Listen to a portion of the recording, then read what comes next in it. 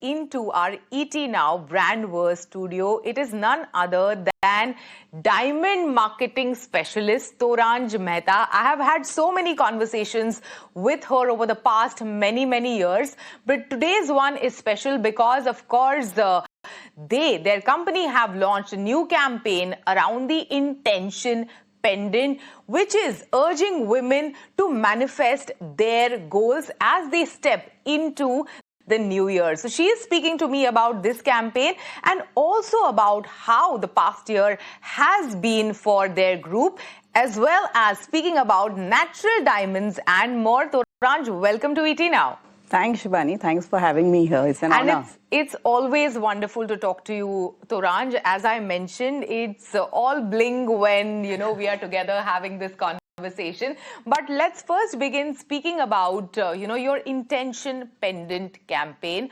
A very interesting take on diamonds. How did you arrive upon that insight?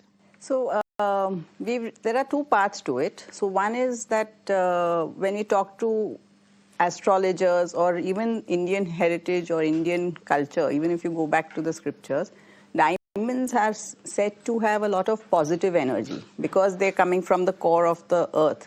There is a lot of positive energy, and they suggest diamonds, astrologers suggest diamonds for you to attract the good things in life like wealth, fame, fortune. Sure. Also, we have realized that the younger generation, Gen Z, is very intentional in their living. They are very clear about what they want to achieve in life, how they want to go about it, and they want to align those thoughts, those vibrations with their future selves.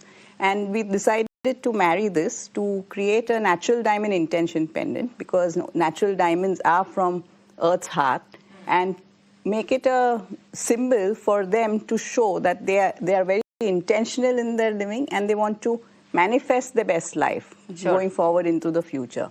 And that's how we came upon the natural diamond intention pendants. Sure. Also, what are the key trends, that you've identified over the recent past few months that are shaping the way in which, this industry is panning out? So, let's look at it in this fashion. Natural diamonds per se are always purchased for wedding occasions. So that's the larger chunk of the purchase always. But we've realized that everyday wear is also becoming very common.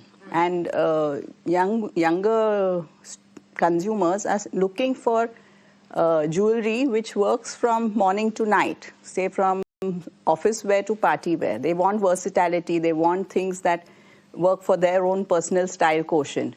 And that's something that we are tapping into now. So if you will notice, we are always looking at products or campaigns which are surrounding the wedding. Not exactly in the wedding, but outside of the wedding. Because the wedding space is quite filled with our jewelers anyway. So that is why we looked at the modern day rituals of the second piercing, the bestie bracelet, the intention pendant, which are all products which are for daily wear. Sure. Absolutely. And since you mentioned the wedding, we're just speaking on the back of the wedding season. How was, the grand Indian wedding season for De Beers? So we actually do a diamond acquisition study, which we roll out every few years. And we've got the latest findings recently. And even now, the largest chunk of diamond purchase is the wedding. But what we are also seeing is that celebrating a milestone or a personal achievement, those reasons are also sort of inching up when diamond buying is happening. So whilst, of course, weddings have the lion's share, these are also areas which are growing. Sure. And who's driving some of these purchase changes, Is it the millennials or is it the Gen Zs? Who has the disposable income and also the inclination to purchase natural diamonds today? So, thanks, because this answer really even sort of surprised us. But we've seen that in the purchases that happened in this acquisition study, 51% of the purchases were from Gen Zs, which was natural diamonds. So the younger lot is really valuing things that hold value.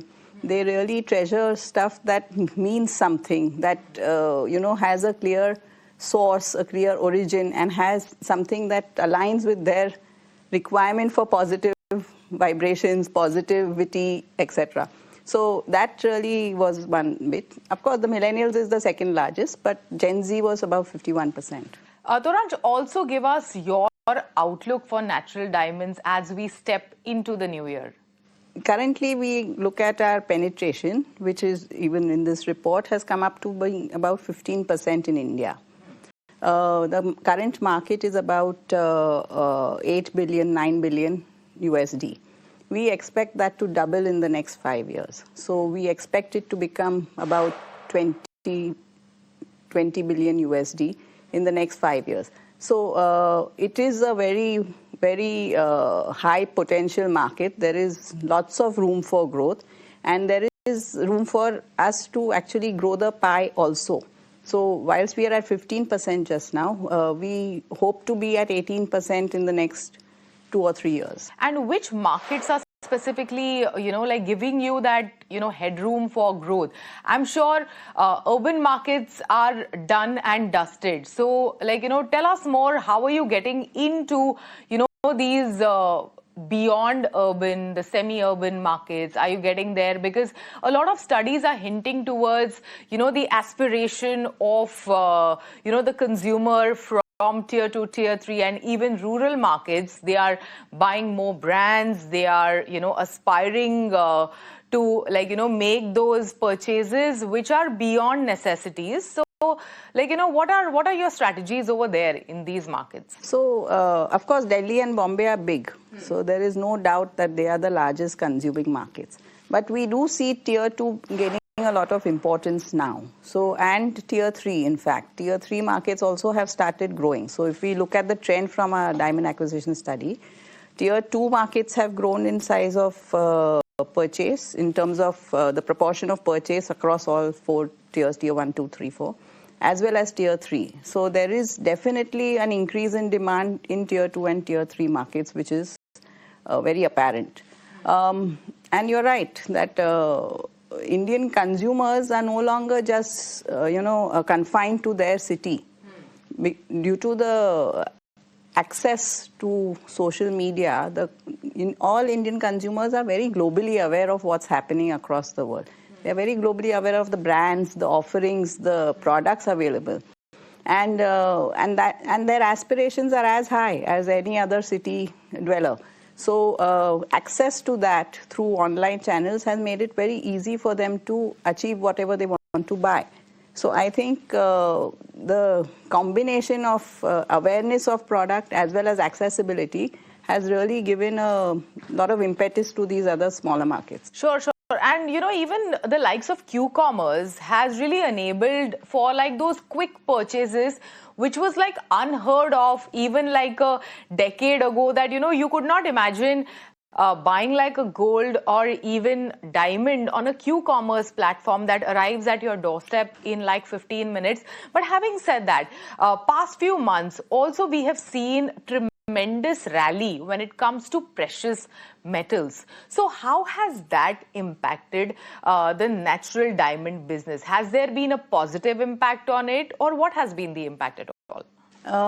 It has been quite a positive impact, because what has happened is, whilst jewelers understand that the price of gold is going up, the consumers have a certain budget within which they have to shop. Even for the wedding, there is a certain budget. So to be able to match that budget, what jewelers have also done is they have shifted some of their stock mix into diamonds, which is normally an 18 karat of gold.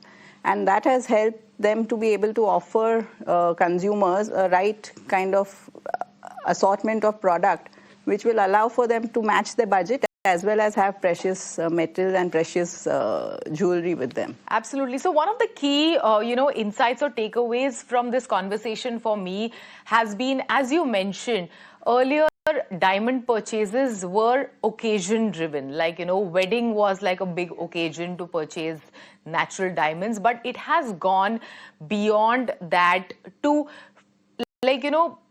purchases to fit into your lifestyle, whether you're celebrating a new job or, you know, like whether it's the second piercing, the campaign that De Beers had come up with like just a couple of months ago. So it has become more of that, where there is not a large occasion, but, you know, it could be like a milestone in your life. But something that is important to you. You as an individual. Having said that, going forward, as a marketer, give us an insight on how your campaigns will shape out or pan out in the next few months of 2026. So we have actually a very exciting year lined up in 2026. We are going to consolidate our modern day rituals, which is the second piercing, Love from Dad, the Bestie bracelet, which is Love from Bestie, and the Intention Pendant, which is Love from Universe. So we are going to consolidate those campaigns and those product offerings and enhance them. We are also participating in the WPL. Oh, wonderful. So that is going to be a part of our campaigns. And of course, there is much more exciting stuff coming up in the future. So we'll be speaking to you again about it. Absolutely. Toranj, thank you so much. Thanks for joining us in the studio today, and thanks for sharing your insights on natural diamonds with us. Thank you. Thank you so much.